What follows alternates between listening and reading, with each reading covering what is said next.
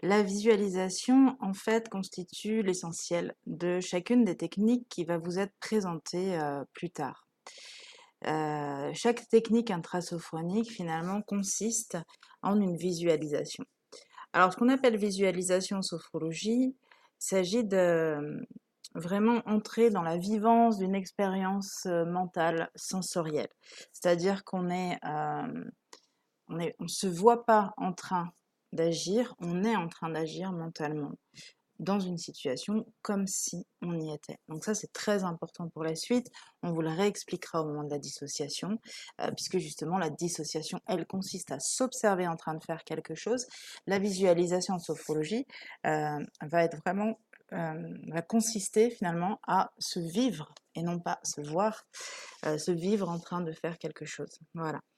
Donc à quoi sert la visualisation? Au-delà des visualisations de l'induction mentale qui vont surtout permettre d'accéder au lâcher-prise, la visualisation va permettre d'envisager une situation sous un angle positif. Seulement attention, ce ne sont pas les paramètres de la situation qui sont positifs, mais bien la réaction du sujet dans la situation. C'est très important, non pas de vendre du rêve et de proposer à la personne d'imaginer un monde dans lequel tout va bien, non, non, mais d'imaginer, enfin en tout cas de vivre encore une fois l'expérience des changements qu'elle veut intégrer dans son expérience de vie. Par exemple, être plus sûre d'elle dans telle ou telle attitude, par exemple, être plus souriante, plus féminine, ou encore être au contraire plus dans l'affirmation de soi, peut-être être plus rigoureuse, plus disciplinée dans des tâches du quotidien, etc. Voilà, donc l'idée c'est qu'on va proposer à la personne de vivre de façon positive un changement, mais ce changement va nécessiter qu'elle active certaines de ses ressources.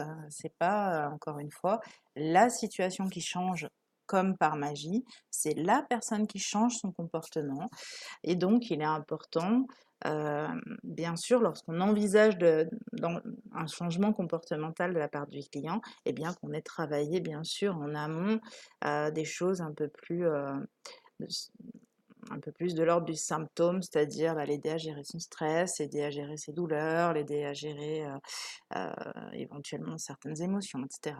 Donc voilà, c'est parce qu'elle aura fait quand même ce travail de lâcher prise au départ, etc., qu'elle pourra se projeter dans l'idée d'un changement comportemental plus facile en tout cas. Et toujours un changement, bien sûr, qu'elle a désiré et qu'elle a exprimé. On ne va pas demander à la personne de changer son comportement comme ça, de but en blanc. Ce n'est pas nous qui lui faisons la proposition, bien sûr, mais nous allons l'accompagner finalement vers un changement qu'elle désire. Voilà, elle va avoir plus d'autorité, par exemple, quand elle s'exprime avec ses enfants, être plus ferme dans son attitude, etc. Donc l'idée, c'est qu'elle le vive mentalement pour pouvoir laisser une trace, un souvenir finalement de comment elle s'est sentie physiquement, émotionnellement, comment elle a agi.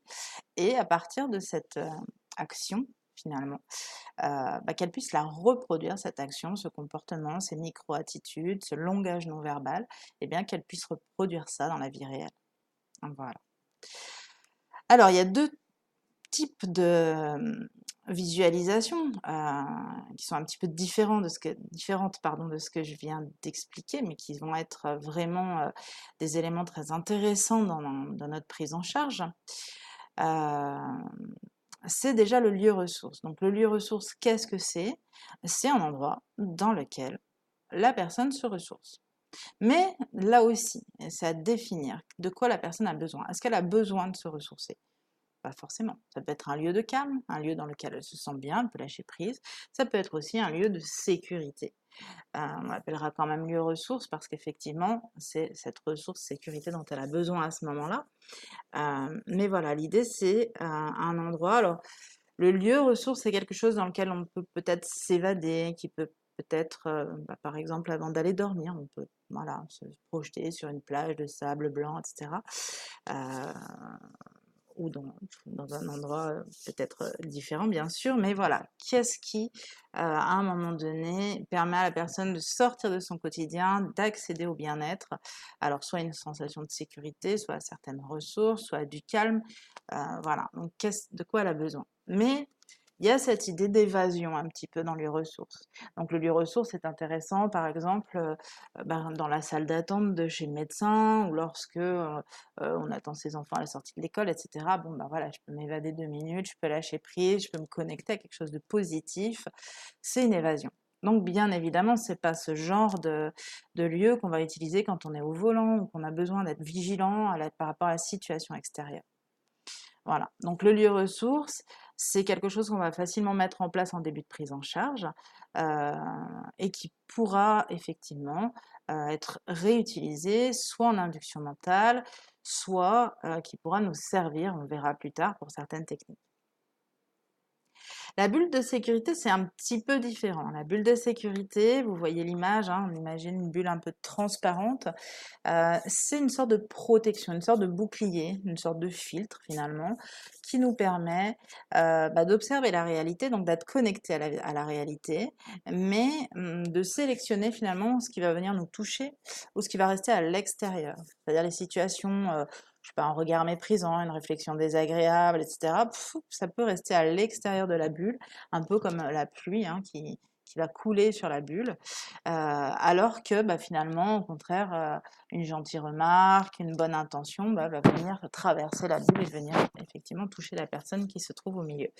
Donc l'idée de la bulle de sécurité, c'est plus une sorte de protection, c'est pour ça qu'on l'appelle sécurité, hein, protection finalement contre les pensées négatives, les attitudes négatives du monde extérieur, mais voilà, la personne, elle reste connectée à ce monde extérieur, elle a une visibilité sur ce qui se passe, elle est un peu, du coup, protégée, donc elle peut analyser de façon plus objective la réalité et elle peut choisir, du coup, sa réaction par rapport à ce qui se produit. Mon patron me fait une réflexion désagréable, si je la prends plein fouet, je vais peut-être bafouiller, perdre mes moyens ou m'énerver, lui répondre et entraîner un conflit, etc. Alors que finalement, si je suis dans la bulle, je peux observer cette réaction de mon patron, réfléchir, me calmer, enfin peut-être même pas avoir besoin de me calmer parce qu'effectivement j'observe ça comme il est énervé de son côté, ça lui appartient finalement, même s'il a des griefs contre moi, ça lui appartient. Et choisir ma réponse pour avoir une réponse appropriée à la situation. Voilà, donc ce sont deux techniques qui sont quand même assez différentes. On a souvent tendance à faire un amalgame entre les deux. Elles ont quand même chacune un effet un petit peu différent.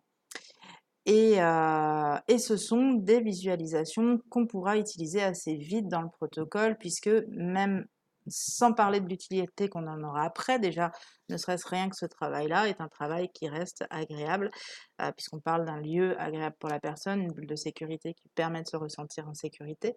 Donc effectivement, ce sont des choses qu'on va pouvoir travailler dans la première partie de la prise en charge avec la personne et qui vont être très vite utilisables par cette personne selon ses besoins. Est-ce qu'elle a besoin de s'évader?